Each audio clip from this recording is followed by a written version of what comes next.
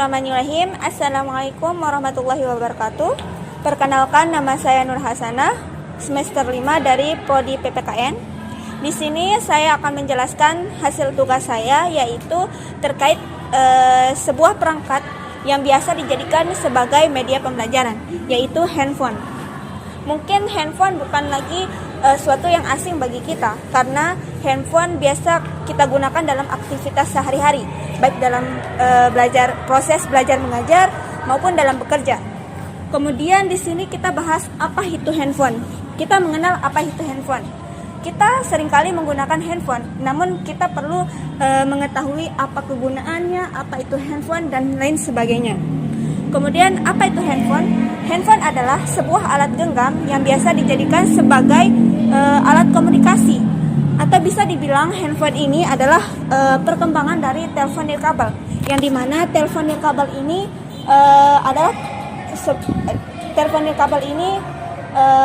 penggunaannya itu hanya sebagai komunikasi, lain dengan handphone yang cakupannya itu lebih luas. Handphone bisa kita gunakan sebagai alat proses media pembelajaran, bekerja, maupun aktivitas lainnya, dibandingkan dengan telepon nirkabel yang hanya dijadikan sebagai alat komunikasi. Kemudian handphone sebagai media pembelajaran. Kita ketahui bahwa zaman saat ini yang dimana teknologi semakin berkembang, kemudian proses pembelajaran pun semakin meningkat, yang dimana penggunaan teknologi sangat dibutuhkan dalam proses belajar mengajar. Contohnya yaitu handphone. Contoh saja ketika masa pandemi kemarin, yang dimana guru maupun peserta didik diharuskan dalam penggunaan teknologi, terutama handphone yang dijadikan sebagai sarana prasarana dalam proses belajar mengajar. Yang dimana handphone sebagai media pembelajaran, media dirancang dan diciptakan untuk mempermudah proses belajar mengajar. Handphone berfungsi sebagai alat atau media komunikasi, sehingga dari fungsinya tersebut bisa kita manfaatkan sebagai media pembelajaran. Kemudian handphone sebagai media pembelajaran yang praktis. Kenapa praktis? Karena di sana kita peserta didik maupun pendidik itu dimudahkan dalam proses belajar mengajar. Kemudian terdapat dampak dari handphone. Jika kita berbicara tentang dampak, tentunya ada dampak positif dengan dampak negatif. Yang dimana terdapat dampak positif, yaitu yang pertama mempermudah akses pengetahuan. Yang dimana di dalam handphone itu kita dipermudah dalam mencari pengetahuan. Tidak hanya buku, namun di dalam handphone itu kita bisa mencari berbagai macam pengetahuan. Kemudian menambah wawasan. Yang ketiga, mempermudah aktivitas. Contohnya dalam kegiatan bekerja. Banyak pekerjaan yang menggunakan handphone. Contoh saja jual beli, yang mempermudah kita dalam proses jual beli. Kemudian sebagai alat pengingat dan pengatur waktu. Dan yang terakhir, mempermudah pembelajaran jarak jauh. Kemudian ada pun dampak negatif yang kita dapatkan dari penggunaan handphone ini, yaitu lalai, di mana ketika kita terlalu menggunakan handphone tanpa membatasi diri dalam penggunaannya, maka kita cenderung lalai dan terlalu terfokus terhadap handphone, kemudian melupakan kewajiban kita yang lain-lainnya. Kemudian sinyal yang tidak stabil. Ini seringkali kita temukan ketika pembelajaran online, yang dimana ketika seorang peserta didik ataupun pendidik yang perumahannya itu jauh dari perkotaan, yang memungkinkan untuk sinyal yang tidak stabil. Kemudian tidak fokus dalam belajar. Ini terjadi ketika seorang kecanduan dalam game online contohnya. Kemudian menyebabkan mengganggu kesehatan. Ketika kita menggunakan handphone terlalu panjang atau tidak membatasi diri, tidak membatasi waktu dalam penggunaannya, maka kesehatan kita akan terganggu. Terlebih lagi mental ataupun kesehatan fisikis kita. Jika kita berbicara tentang dampak, maka kita perlu mengetahui dampak yang terjadi dalam penggunaan handphone itu tergantung dari diri kita sendiri. Bagaimana kita menggunakan handphone itu sendiri. Dampak positif ini kita dapatkan ketika kita cerdas dalam penggunaannya. Kemudian dampak negatif ini kita dapatkan ketika kita terlalu terfokus dengan handphone tanpa memanfaatkan dengan sebaik-baiknya. Baik, mungkin hanya itu penjelasan yang dapat saya sampaikan. Kurang lebihnya saya mohon maaf. Wassalamualaikum warahmatullahi wabarakatuh. Baik, assalamualaikum warahmatullahi wabarakatuh. Baik, pada hari ini kita akan membahas materi tentang penggunaan laptop dalam pembelajaran. Nah, sebelumnya itu kita harus mengetahui apa itu laptop. Nah, laptop merupakan komputer portable yang bisa digunakan secara mobile yang tidak tergantung pada tempat. Nah, laptop di sini dapat digunakan secara dimanapun, kapanpun, dan tidak mengenal yang namanya tempat, kondisi, dan situasi. Kemudian di sini terdapat beberapa manfaat. Yang pertama itu menampilkan materi. Terus yang kedua sumber informasi. Dan yang terakhir bisa digunakan dalam proses pembelajaran secara daring atau online. Nah, manfaat yang pertama yaitu menampilkan materi. Nah, di sini dalam proses pembelajaran penggunaan laptop ini ada satu alat yang mendukung penggunaan laptop dalam pembelajaran, yaitu proyektor. Nah, laptop disambungkan ke proyektor dan proyektor tersebut memancarkan gambar sehingga peserta didik dapat melihat atau membaca materi yang disampaikan oleh guru tersebut. Kemudian sumber informasi.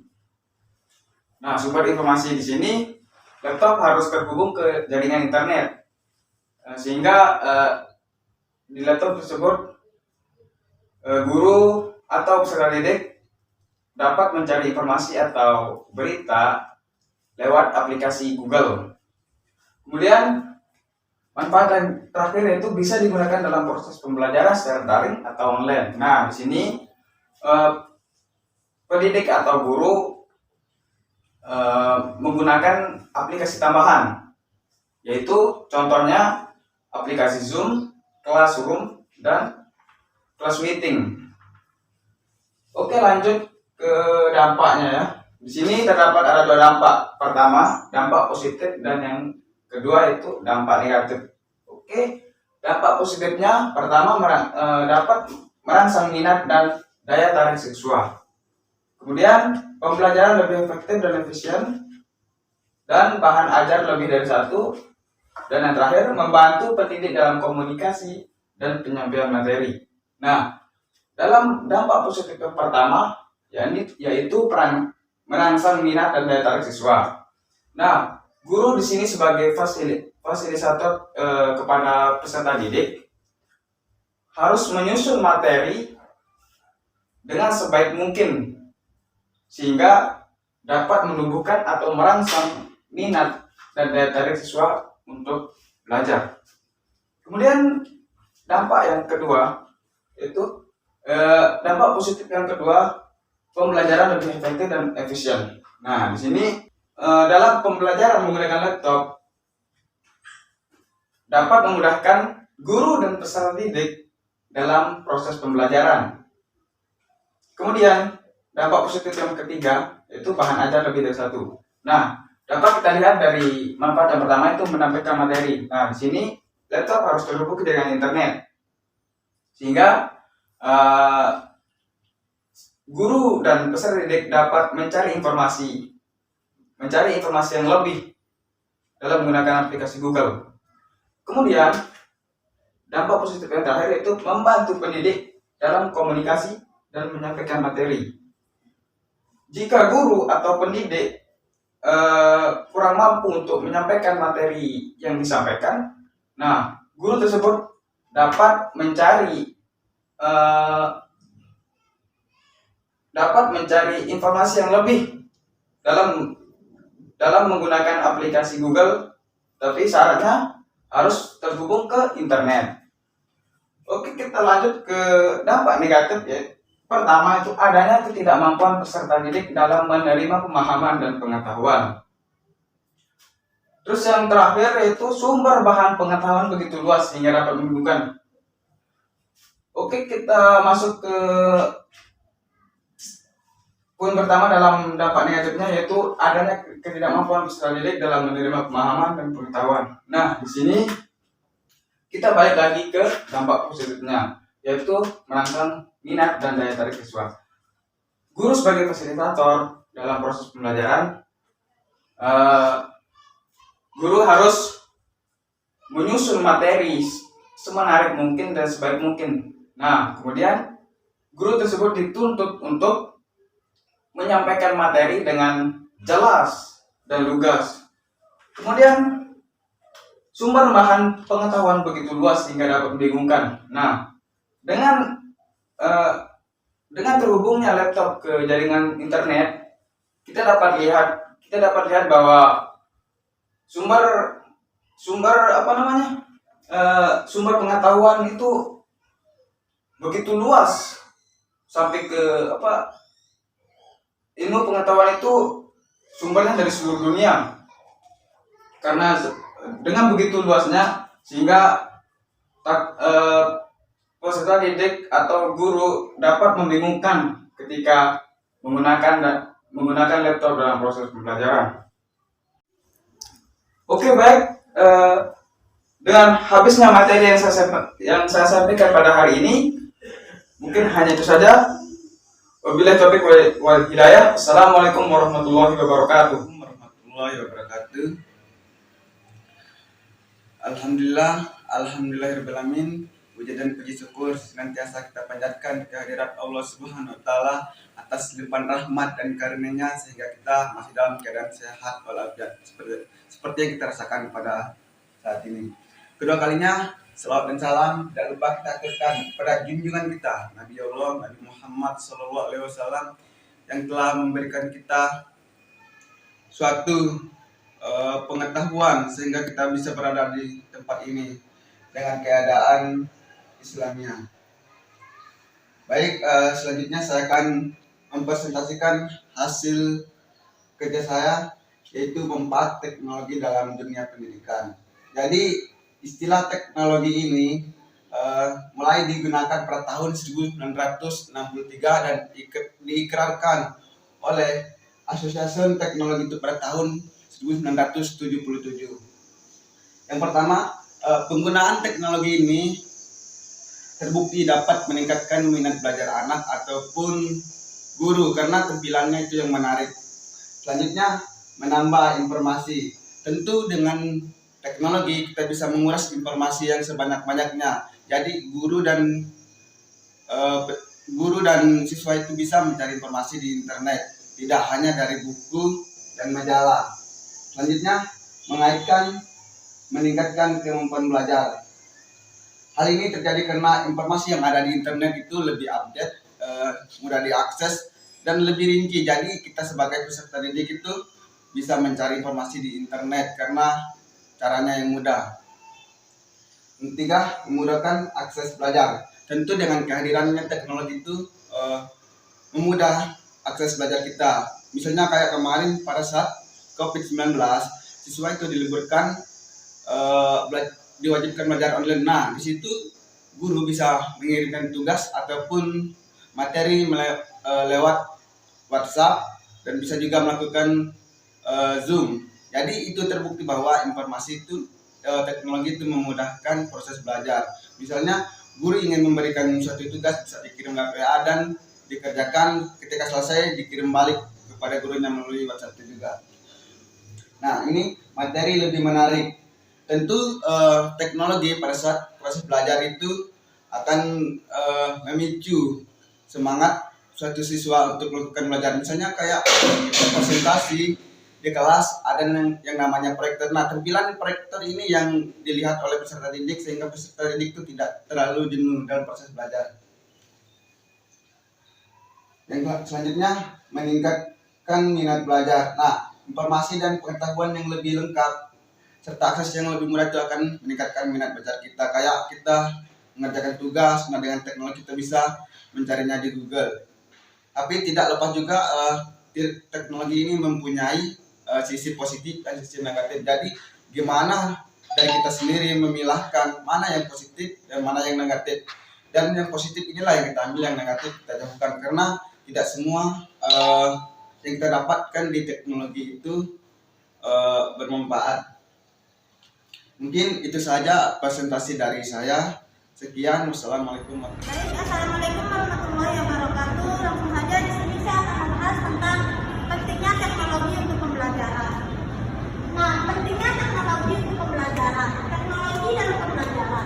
Makna dari teknologi pembelajaran merupakan aplikasi atau media yang telah dirancang secara modern dan dimanfaatkan secara teori dan praktik dalam pembelajaran sebagai sumber belajar.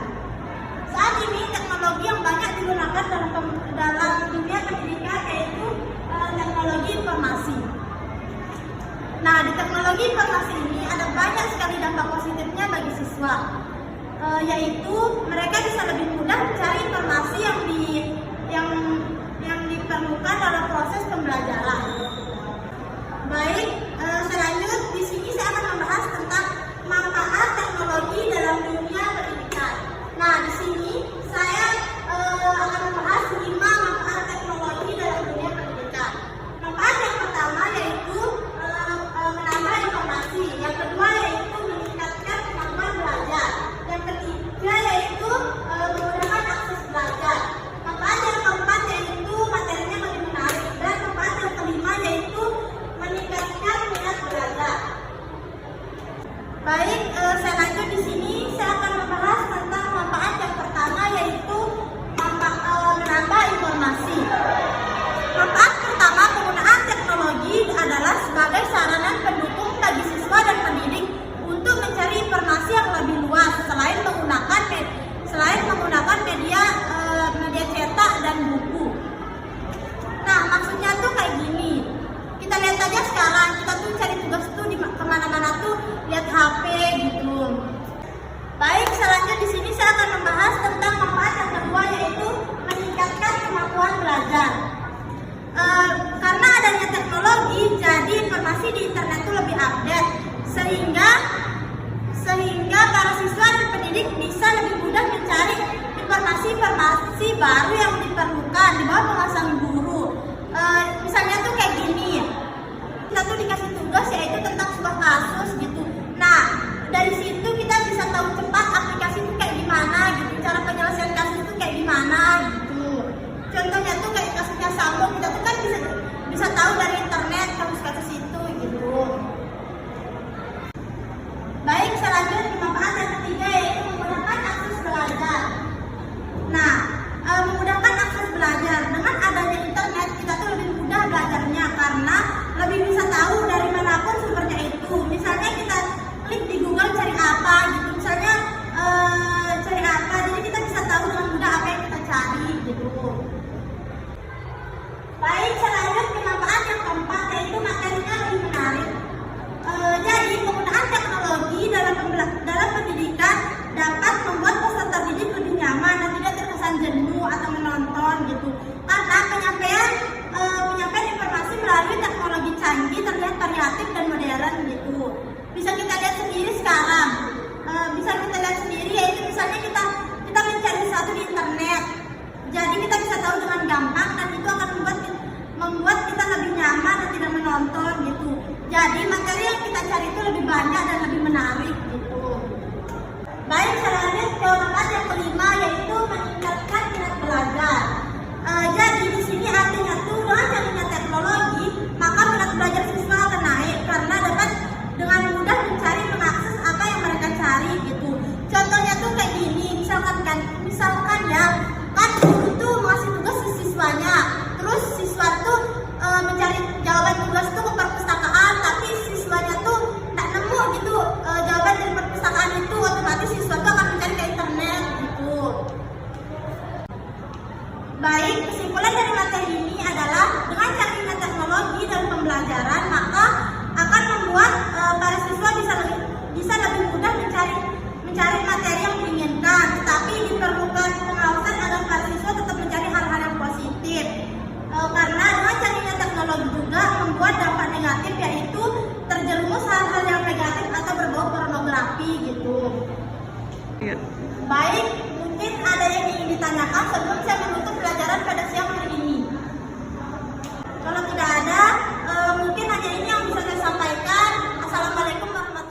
Assalamualaikum warahmatullahi wabarakatuh. Bagaimana kabar kalian hari ini? Semoga kita senantiasa diberi nikmat sehat walafiat oleh Allah Subhanahu wa taala. Oke, baik. Saya langsung saja akan mempresentasikan hasil mapping saya tentang di perkuliahan teknologi pembelajaran ya.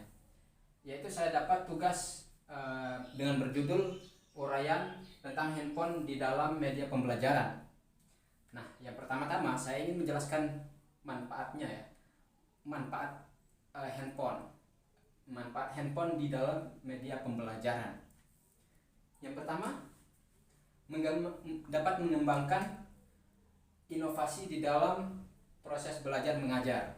Nah, yang dimana inovasi ini kita dapat menemukannya di sebuah handphone atau terdapat di aplikasi seperti Instagram, YouTube,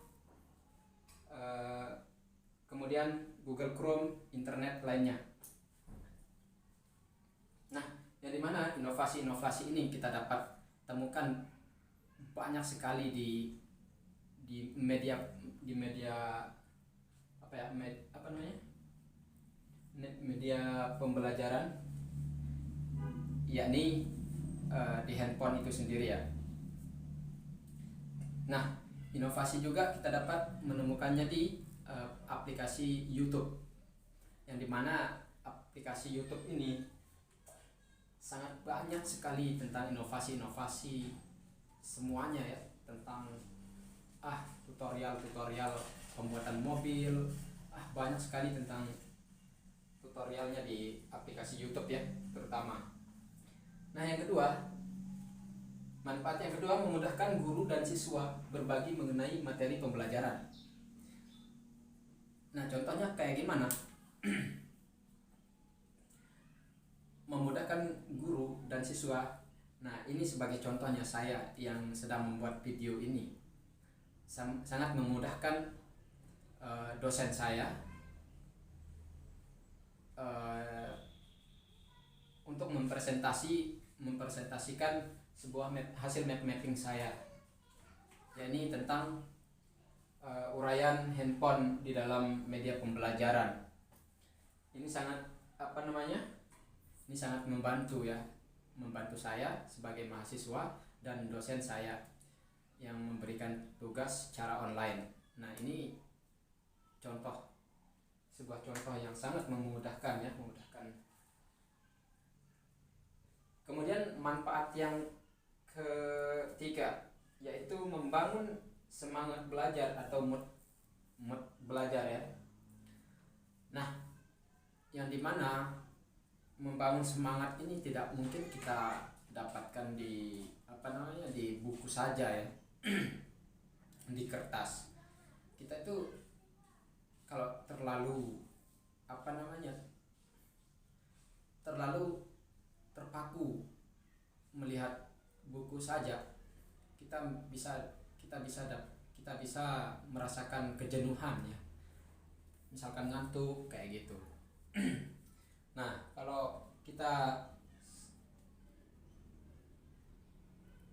kemudian ini manfaat yang keempat ya, menambah wawasan.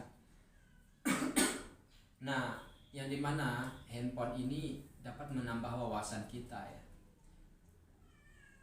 dan tidak mungkin juga kita melihat informasi atau wawasan yang lain di buku saja ya.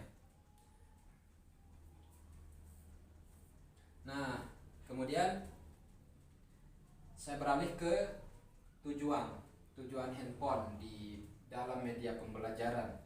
Yang pertama, memberikan informasi terkait dengan pemanfaatan handphone sebagai media pembelajaran di dunia pendidikan. Nah, yang dimana kita itu mendapatkan informasi-informasi terkait pendidikan, pokoknya banyak sekali tentang informasi di dalam handphone ya. Kemudian kita beralih ke dampak positif. Dampak positifnya apa? Nah, yang dimana sebuah sebuah handphone ini memiliki dampak positif ya di dalam media pembelajaran. Yang pertama, mempermudah komunikasi. Nah, yang dimana yang dimana saya contohnya ya sangat memudahkan, sangat merasa dimudahkan oleh handphone ini untuk mengajukan sebuah komunikasi. Apa contohnya? Yang pertama, misalkan kalau saya lagi halangan hadir untuk menghadiri sebuah pertemuan perkuliahan hari ini, saya dapat izin gitu, menyampaikan izin melalui sebuah aplikasi WhatsApp, dan bisa juga menggunakan aplikasi-aplikasi lain. Yang pertama, bisa juga melalui aplikasi telepon, aplikasi SMS, aplikasi Facebook, juga email gitu, dan lain. Pokoknya ini sangat menguntungkan ya untuk kita memberikan sebuah komunikasi dengan satu yang dengan lainnya. Nah, sebagai contoh yang kedua itu di sini ya terdapat sebuah aplikasi WhatsApp, sangat membantu teman-teman kelas kita ya, yang dimana aplikasi WhatsApp ini bisa kita buat sebuah grup kelas. Nah, sebuah grup kelas ya. Nah, ini sebuah aplikasi WhatsApp. Kemudian dampak positif yang kedua adalah media hiburan. Media hiburan di dalam dunia pendidikan, yang dimana hiburan-hiburan itu kita tidak semestinya kita mendapatkan hiburan di dalam buku atau yang lainnya ya. Kita juga dapat hiburan di handphone melalui aplikasi-aplikasi yang tertera di sini, tertera di mapping saya ini. Kemudian dampak positif yang ketiga ialah meningkatkan pengetahuan, yang dimana pengetahuan tersebut kita tidak semestinya melihat di kita menemukan sebuah pengetahuan di di buku saja dan di brosur dan lainnya itu, yang dimana handphone datang untuk memberikan kita pengetahuan lainnya. Misalkan terdapat di aplikasi Google Chrome dan YouTube, Instagram, Facebook, WhatsApp juga.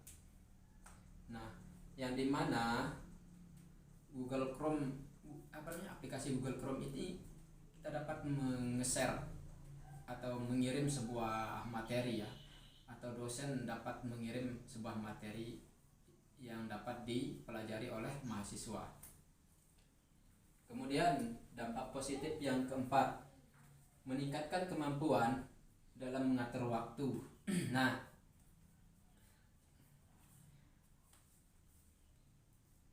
dalam meningkatkan kemampuan dalam mengatur waktu,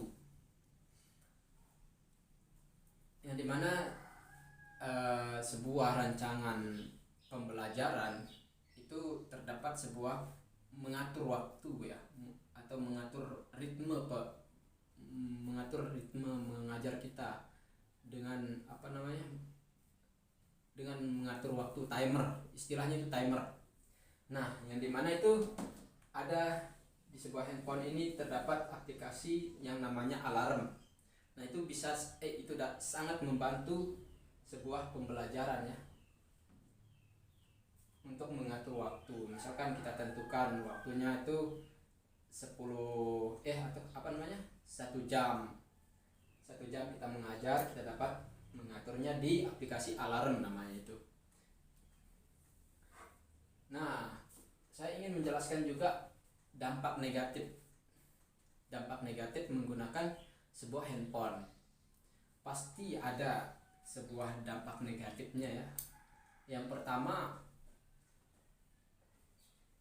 kalau kita terlalu larut menggunakan handphone itu dapat dapat merusak indera penglihatan ya.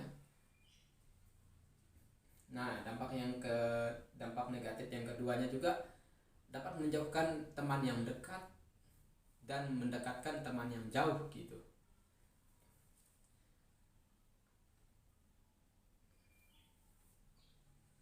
Kemudian saya ingin menjelaskan tentang aplikasi Zoom ini ya. Kenapa saya ingin menjelaskan aplikasi Zoom ini? Karena aplikasi Zoom ini pada tahun 2020 sampai 2021 ini aplikasi sangatlah membantu. Yang dimana di tahun itu terdapat sebuah pandemi ya, pandemi COVID-19, yang dimana semua pendidikan di seluruh dunia ini mewajibkan pembelajaran melalui online. Nah, ini contohnya ya, sebuah aplikasi Zoom ini kita dapat belajar berbasis online. Nah, mungkin hanya itu saja yang dapat saya sampaikan. Kurang lebihnya saya mohon maaf. Wabillahi taufiq wal hidayah. Assalamualaikum warahmatullahi wabarakatuh.